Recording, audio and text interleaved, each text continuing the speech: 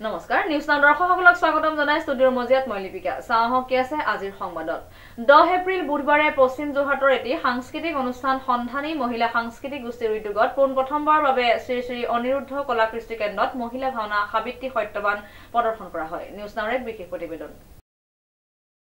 10 এপ্ৰিল বুধবাৰে পশ্চিম যোৰহাটৰ এটি সাংস্কৃতিক অনুষ্ঠান সন্ধানী মহিলা সাংস্কৃতিক গোষ্ঠীৰ উদ্যোগত প্ৰথমবাৰৰ বাবে শ্ৰী শ্ৰী অনিৰুদ্ধ কলাকৃষ্টি কেন্দ্ৰত মহিলা ভাওনা সাবিত্ৰী সত্যবান প্ৰদৰ্শন কৰা হয় উল্লেখযোগ্য যে সৰুহুজ গাঁৱৰ ৰাইজৰ সহযোগত মহিলা ভাওনা সাবিত্ৰী সত্যবান মঞ্চস্থ কৰা হয়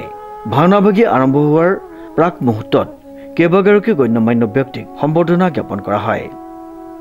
গড়গাঁও কলেজৰ মুৰব্বী অধ্যাপক ডক্টৰ পৰমানন্দ দাস গ্ৰীনিজ বুকত ৰেকৰ্ড কৰিবলৈ সক্ষম হোৱা অৰুণ হাজৰিকা বিশিষ্ট অভিনেত্ৰী মায়াশ্ৰী গগৈ জনপ্ৰিয় কণ্ঠশিল্পী ৰশ্মি দাস সন্ধানী মহিলা সাংস্কৃতিক গোষ্ঠীৰ সভানেত্ৰী ৰশ্মি দাস সম্পাদিকা ভাগ্যশ্ৰী দাস সমাজসেৱক লাতুমণি দাস উপস্থিত থাকে